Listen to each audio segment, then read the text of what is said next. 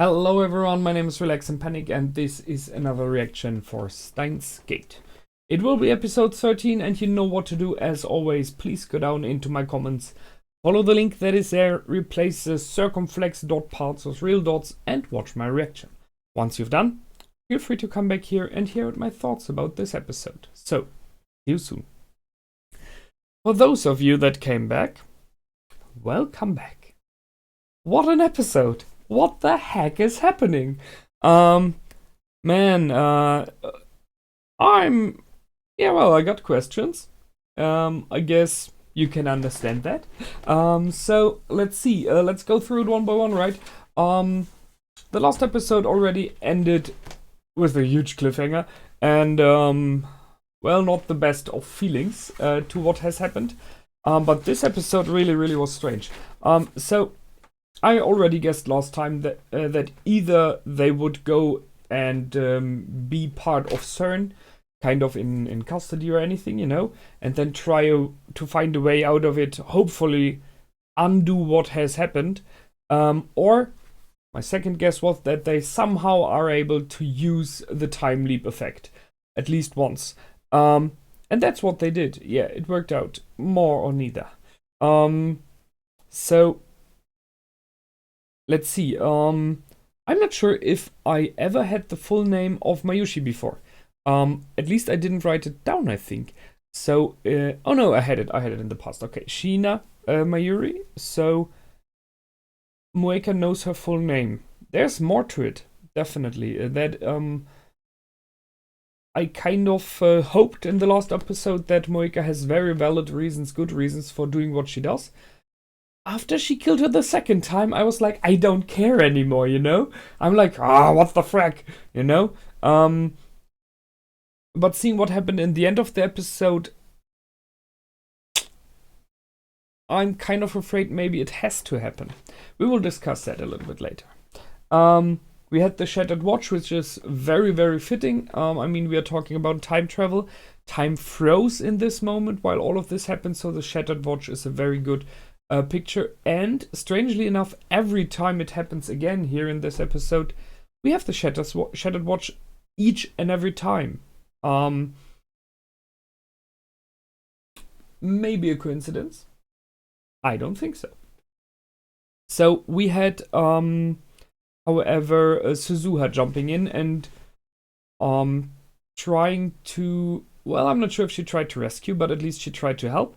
And she is really good at what she does. So the part-time warrior is like a trained ninja there. That was really impressive. So she jumped in. I think she took out 3 or 4 guys with the guns before those could really react. The only one who is kind of, well, equally in level, or at least good enough to stop her by putting her at gunpoint, is Moeka in this moment. And she distracted her by talking about the 42 CRT being active. So I guess that is something that this CRT is maybe connected to CERN. Maybe it's the one they are being watched through. So that was like someone is giving you a message, you know, that's why Moeka turned. I'm not sure. However, Suzuha definitely knows more about what's going on, about the backgrounds, about CERN, and I still don't see how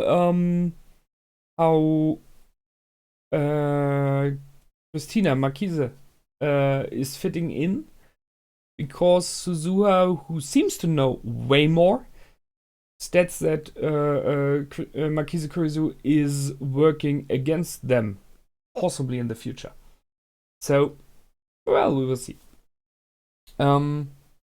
Well, whatever happened, they were able to do the time leap, and while they did, our assistant was shot, which is something I really don't have to see, but well, it happened. So he did not really jump back. Okarin transferred his memories into the past. Some hours only, I think like 5 hours, 3 hours, something like that. So not very much time. Which brings me to multiple things. What he does in the first place, in my opinion, was not the cleverest way to act. You know, just not telling anyone and running around like as if his head is on fire. But you definitely have to give it to him that he just saw two people being shot. One of them, possibly his one major friend, the one girlfriend in the meaning of a female friend, which is like a little sister to him, in my opinion, who's most important to him in the world. And the other one, the woman he is starting to fall in love with, I think. So I can by saying he acted stupid, in my opinion, doesn't mean that I want to push it on him that he is stupid. He was completely out of his mind. It was pure panic and having to find her. I can completely see that, so I completely agree with what he did. He just did not act rationally in this moment. So, otherwise, possibly he would have found options. That's the one thing. And the other thing that struck me when he's time leaped the second time is, shouldn't it be possible that if he time leaped 5 hours to the past, then to just activate the time leap again? Because the memory is there now, and time leap more. So wouldn't it be theoretically possible to time leap more or neither endlessly in his mind, you know? So like at least a year or stuff like. There's possibly like a maximum. Question is here if it is even possible at all. I think by theory it would. And what does it do to your memories, to your brain and whatever? Because I guess the new memory is just written in, so you could argue that like it is too fresh to be transported again. That would be a very clever way of disabling this option. Because if they don't, he could simply jump another 5 hours into the past, and then he would have enough time to act against what is happening. Just an idea. So, however, they did not sort of that here. Maybe it will be in the future. And I ask myself if there's like, if there might be problems with the time leap in general, because it is copying your memories. If you maybe have like a loss of memory over a long time, because it is packed and unpacked. I mean, just talking from a computer vision, from the idea of it being like on a hard drive, you know. From time to time, when you pack and unpack, it happens that there are file errors. So, better watch out. Okay, back to the main story. We finally had something about Mayuri, about her past. The reasons why she's watching to the sky, why she's reaching her hand out. So, that's a big one. So her grandmother died. The watch is from her grandmother. And well, I don't know. I can only guess that she was really, really close to her grandmother. Because when you see that she's going to the cemetery 6 months after the death, each day. It has to be one around the corner, okay? But even then, that means that it's not only missing your grandmother. This is like this girl was severely mentally damaged at this moment. Not in the meaning of stupidly damaged, I mean in the meaning of hurt, emotionally hurt. So her grandma was very, very close to her. I gotta ask what happened with the parents, because simply said, if you're a father or mother of such a girl and you see your daughter is going to the grave of the grandmother each day for a week, for 2 weeks, for a month, for 2 months, there has to be a moment where you say something is not right, something is wrong. I got to bring in some kind of medics for that, you know, some kind of people to help me. This didn't happen, so I can only guess that the parents are not around at all, and maybe she was raised by the grandmother. I've not heard of that yet. However, he was around, Okarin was around, and they watched something before, a TV show with a mad scientist. So this is where it comes from, where the mad scientist stated, I will take you as my hostage. You're not allowed to leave anymore. And when she reached out her hand, and he was, I mean, he was still a kid as well, you know? He was a little bit older than her, but still he was a kid, a youngster.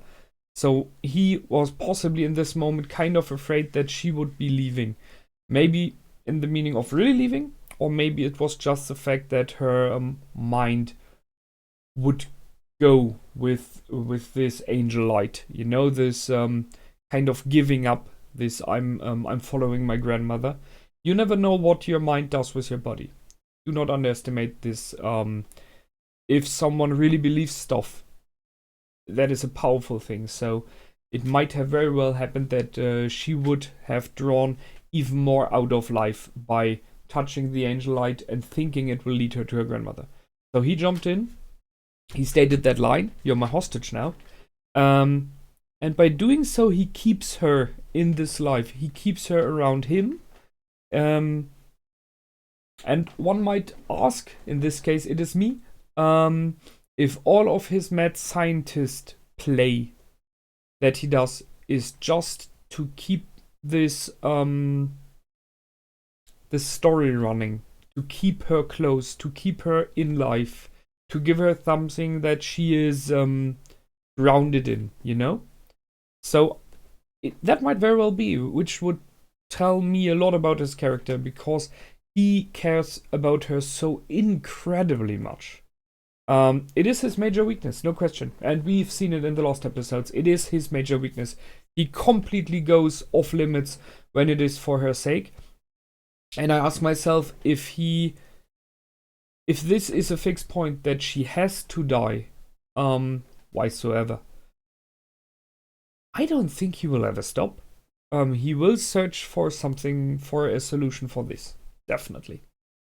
So, that was a strong moment. That was a nice one, the background about them. I really liked that. Well then, now he's time leaping again and again. We have this boy playing with his bullet train. Not sure if this will be important, but I keep an eye on it because they had it twice to show that it's in the same time. So it would be interesting if, as example, the bullet train's color changed, whysoever, or he was playing with something else. He is jumping in his own timeline, so if the timeline goes like that, he's just jumping back, and depending on what he does now, the timeline will change, and we've already seen it.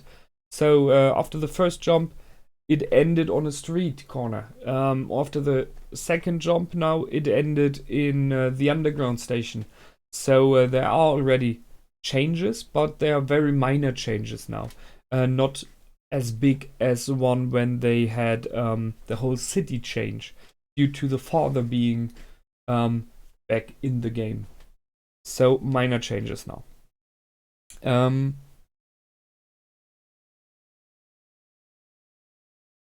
I think it would be wise if he would jump again.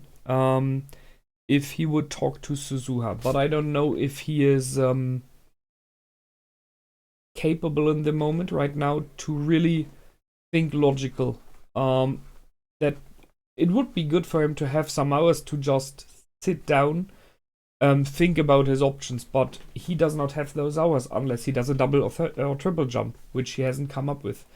So he just has some hours, and I don't know if that will be enough.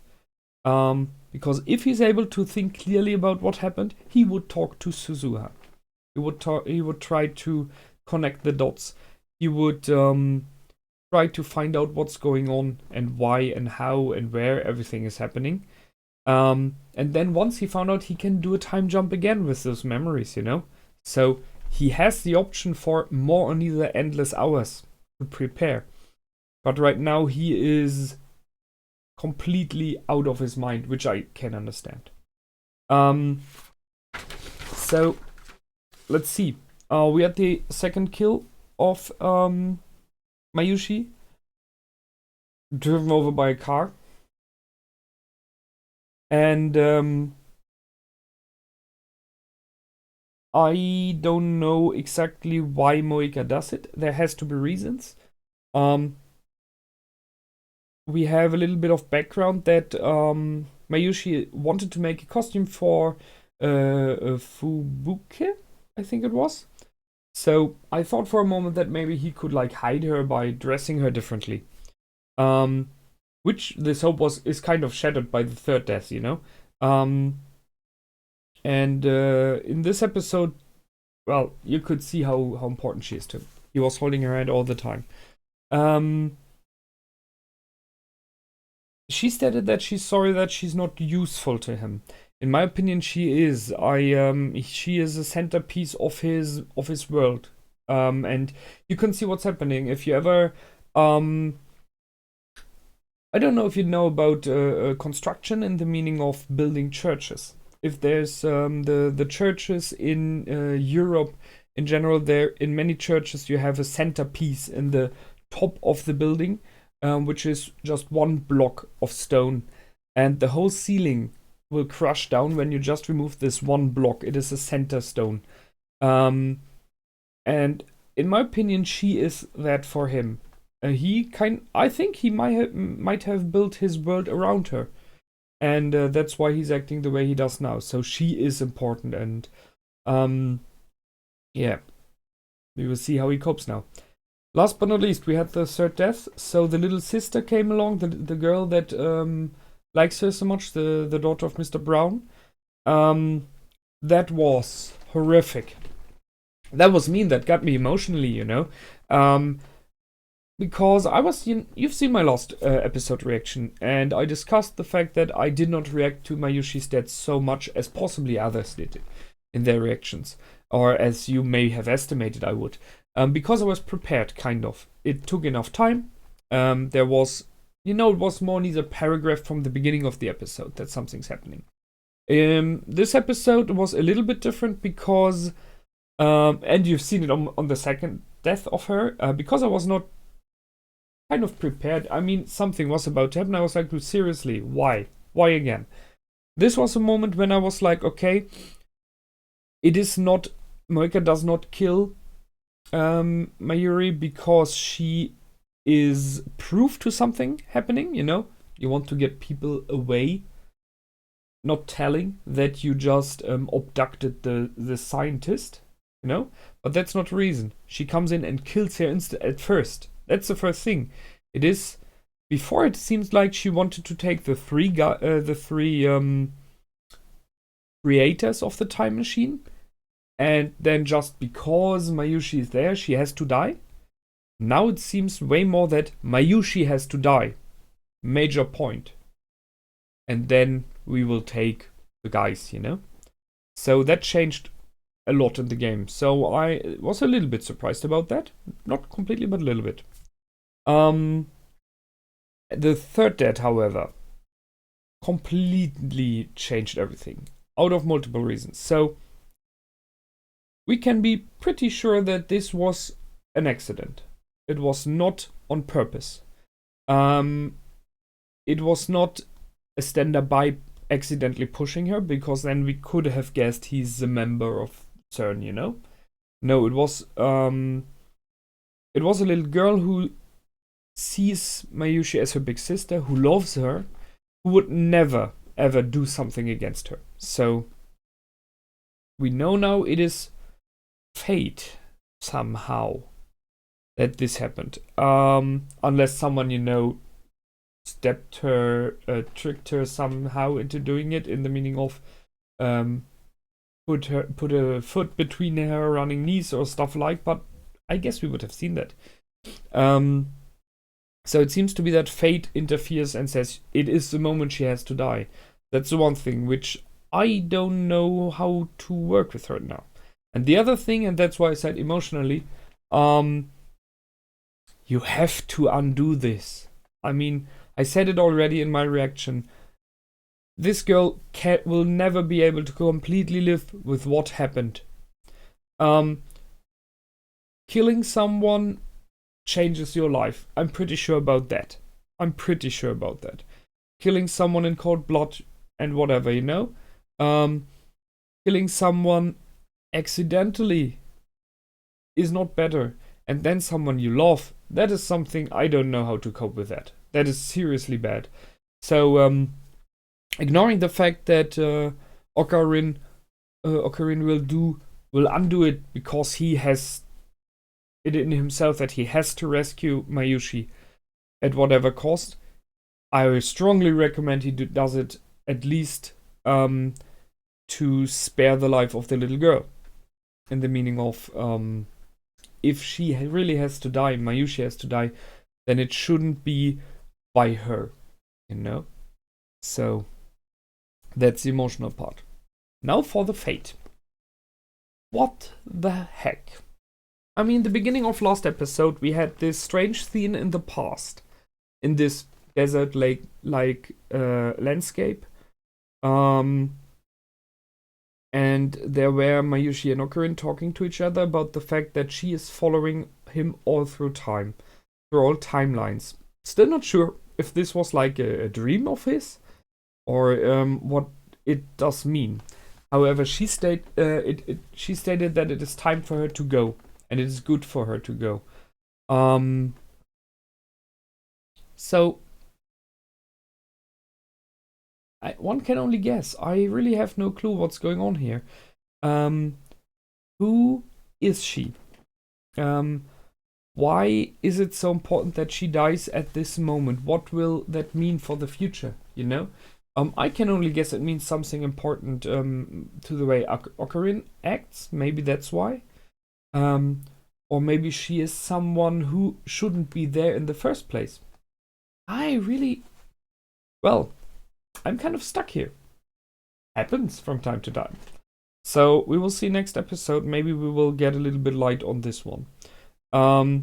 So my guess for the next episode, I'm pretty sure he will jump again, and I really hope he does.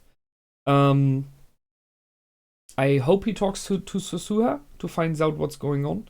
To gather her knowledge, to gather the ideas, who she is, what she knows about all of this.